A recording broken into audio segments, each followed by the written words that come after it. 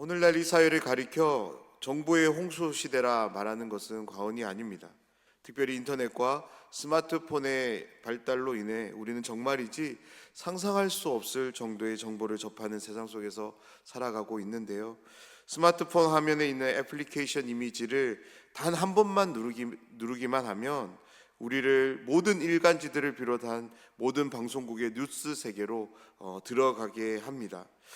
한 연구에 따르면 우리가 하루 평균 접하게 되는 정보의 양이 74기가바이트가 된다고 합니다. 이렇게 말씀드리면 이것이 얼마나 크고 방대한 양인지 이제 피부로 와닿지 않는데요. 책이라는 것을 한번 환산해 보면 무려 300페이지 되는 책이 100권 정도 되는 양이라고 합니다. 이러한 많은 정보들은 우리에게 더 많은 지식을 갖게 하고 더 많은 사람들과 소통할 수 있는 그런 문이 되어 줍니다. 하지만 너무나도 많은 정보들은 또한 우리에게 큰 혼란으로 다가오는데요. 이러한 시대를 살아가는 우리들이 정말로 귀를 기울여야 하고 붙잡아야 될 정보는 어떤 정보일까요? 무엇이 우리의 삶의 확고한 기준이 되어 줄 수 있을까요? 오늘 본문은 우리에게 명확한 한 가지 대답을 제시해 주는데요. 오직 하나님의 말씀만이 우리의 삶의 확고한 기준이 될 수 있으니 하나님의 말씀에 귀를 기울이고 그것을 읊조리며 생활 가운데 실천하라고 말씀합니다. 오늘 이 새벽 시간 하나님의 말씀 토라에 대한 시인의 진정성 있는 이 고백이 우리의 고백이 되길 간절히 소원합니다. 날마다 우리의 삶에 이 믿음의 고백이 늘 최우선적으로 드려지는 그런 삶을 위해 또한 간절히 기도하는 이 새벽 시간이 되면 좋겠습니다. 시인은 어제 살펴본 본문 마지막 부분에서 영원토록 하나님의 말씀 토라와 함께하는 삶을 위해서 한 가지 행동을 소개하는데요. 그것은 자신의 마음을 하나님의 말씀을 향해 기울였다라고 노래했습니다.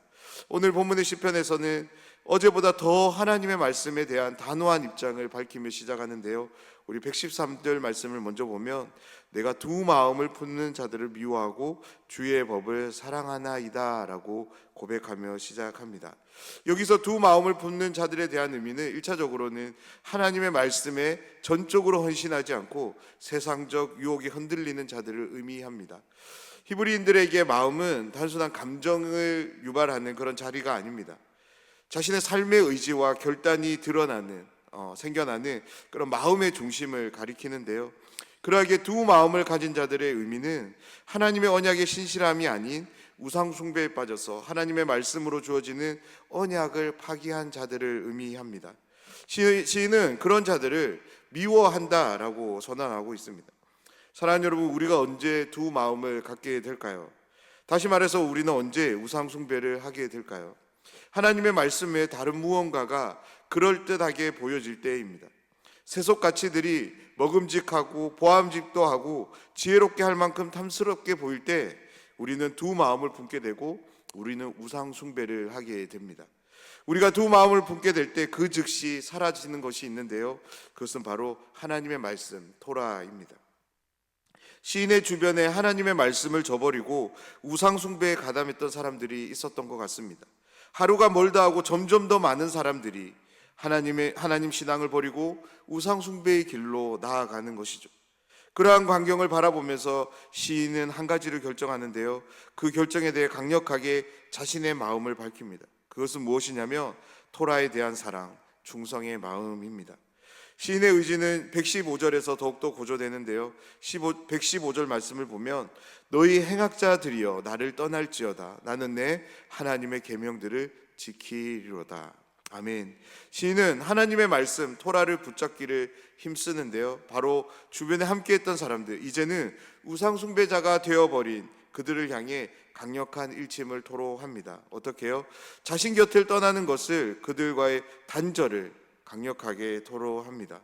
사랑하는 여러분, 시인의 이 담대함, 하나님의 말씀 토라를 결정하고 지켜가기 위해 나타내 보이는 이 담대함이 우리의 담대함이 되길 간절히 소원합니다. 그렇습니다. 이 세상 속에서 하나님의 말씀을 사랑하며 충성을 보이는 삶은 절대 저절로 우리의 삶에 주어지지 않습니다.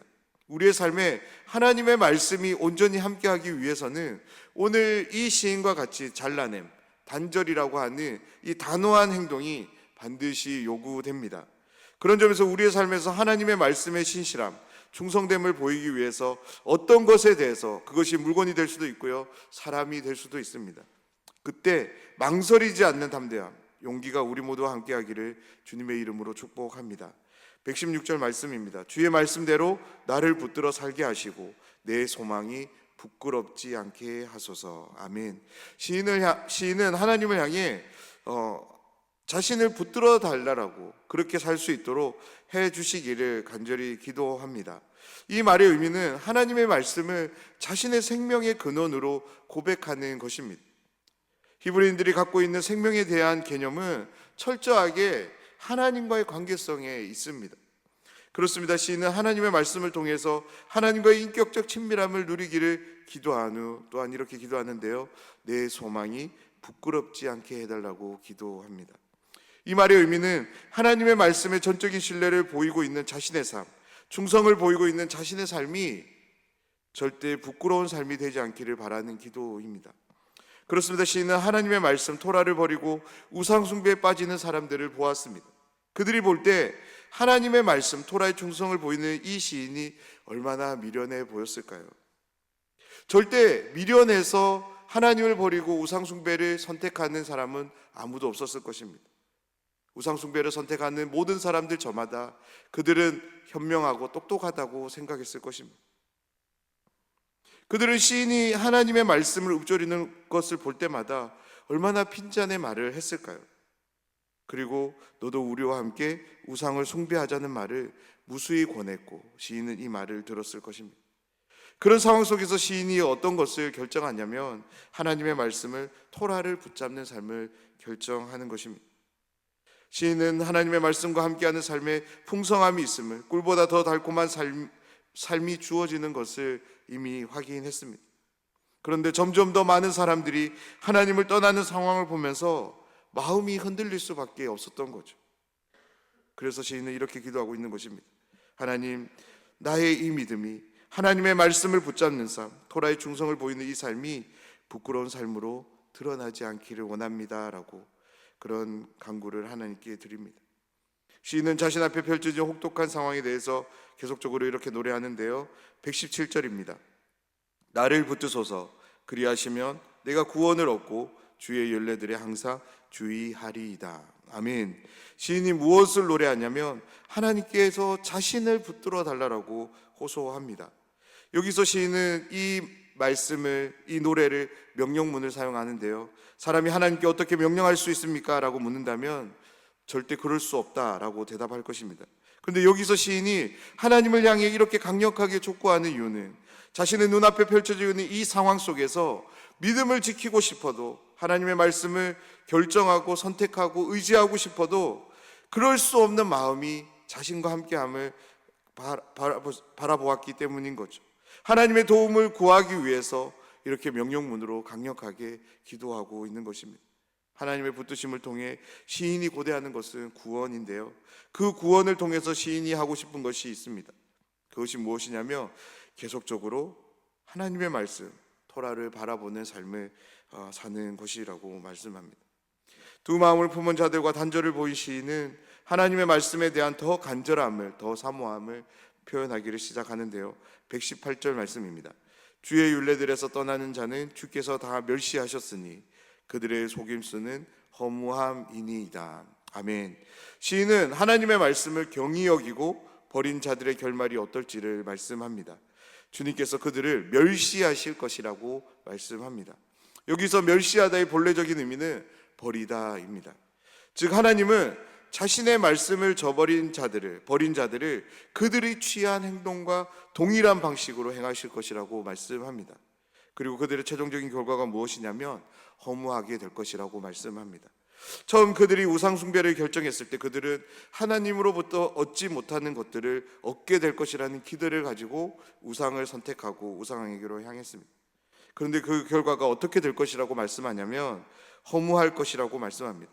그들은 그 어떤 것도 우상으로부터 얻지 못하게 될 것이기에 허무하게 될 것이라고 말씀하는데요, 이 허무함이 더욱더 그들에게 비참함으로 다가오는 것은 이제 그들은 하나님으로부터도 버림받았기에 하나님으로부터도 그 어떤 것도 바랄 수 없고 얻을 수 없게 된 것입니다. 119절 말씀을 보면 주께서 세상의 모든 악인들을 찌꺼기같이 버리시니 그러므로 내가 주의 증거들을 사랑하나이다. 아멘. 이 말씀에서 찌꺼기는 하나님의 심판으로 인해 쓸모없게 된 존재들을 비유적으로 표현한 것입니다. 이러한 심판의 광경들이 시인의 눈에 보여졌을 때 시인은 다시금 하나님의 말씀의 가치를 깨닫게 되는 거죠. 그로 인해 말씀에 대한, 토라에 대한 시인의 확신은 더 큰 마음으로 자리 잡게 될 것입니다. 이러한 상황을 시인은 사랑에 빗대어 표현하고 있습니다. 120절 말씀입니다. 내 육체가 주를 두려워함으로 떨며 내가 또 주의 심판을 두려워하나이다. 아멘. 여기서 시인이 두려워하는 것은 하나님의 말씀에 대한 경외심입니다. 단순히 지적인 이해를 넘어서 전인격적인 반응으로 시인은 하나님의 말씀 앞에 나아가는데요, 하나님의 말씀을 통해 계시되는 하나님의 거룩하심과 공의 앞에서 시인은 두려움과 떨림, 경외감을 느낄 수밖에 없었던 거죠. 그리고 동시에 그 말씀에 대한 더 큰 신뢰와 충성을 결정하는 것을 보게 됩니다. 이제 시인은 하나님의 말씀을 단순히 사랑하는 것을 넘어서 그 말씀을 삶의 기준으로 삼아서 하나님이 보이시는 공의와 정의를 실천하는 삶을 소망하며 노래하기를 시작하는데요, 121절과 122절 말씀을 보면 내가 정의와 공의를 행하였사오니 나를 박해하는 자들에게서 나를 넘기지 마옵소서. 주의 종을 보증하사 복을 얻게 하시고 교만한 자들이 나를 박해하지 못하게 하소서. 아멘. 시인의 이 기도는 하나님의 말씀을 전적으로 신뢰하며 살아가는 사람들도 박해를 받는 상황이 얼마든지 있음을 하나님께 폭로하며 하나님의 정의가 이 땅에 완전히 이루어짐을 통해서 자신이 보호받게 되기를 간구하는 기도입니다. 시인은 자신을 다시 한번 종으로 소개하며 하나님의 말씀을 배우기를 고대하고 깨닫게 되기를 하나님께 기도합니다. 그러한 배움과 깨달음을 통해서 실제의 삶에서 하나님의 말씀의 풍성함을 누리며 살게 되기를 노래하는데요, 그러한 삶의 결과를 시인은 이렇게 노래합니다. 127절 말씀입니다. 그러므로 내가 주의 계명들을 금 곧 순금보다 더 사랑하나이다. 아멘. 시인은 하나님의 말씀의 절대적인 가치와 토라에 대한 변함없는 사랑을 금, 순금에 빗대어서 이렇게 노래합니다. 그리고 마지막으로 시인은 자신이 범사에 하나님의 모든 계명들을 바르게 여기고 모든 거짓된 길을 미워할 것이라고, 그러한 것들을 쳐다보지도 않고 결정하지도 않고 오직 하나님의 말씀, 토라가 안내하는 삶을 살기를 결정하며 노래를 마칩니다. 사랑하는 여러분, 오늘 말씀을 노래했던 시인처럼 두 마음을 품지 않고 오직 하나님의 말씀에만 마음을 기울이시는 모든 분들이 되시기를 주님의 이름으로 축복합니다. 오직 하나님의 말씀, 토라가 안내하는 그 삶을 우리 모두가 살아가기를 간절히 소원합니다. 하나님의 말씀을 붙잡기 위해 끊어낼 것이 있다면 단호하게 끊어냅시다. 어떤 상황 속에서도 흔들리지 말고 두 마음을 품지 말고 날마다 마음을 하나님의 말씀에 정하시는 모든 분들이 되셨으면 좋겠습니다. 그래서 하나님의 말씀을 더욱 사랑하고 날마다 그 말씀을 읊조리며 매일의 삶 가운데서 말씀을 신천함을 통해 하나님이 베푸시는 복과 은혜들을, 말씀의 증거들을 풍성히 누리며 살아가는 모든 분들이 되시기를 주님의 이름으로 축원합니다.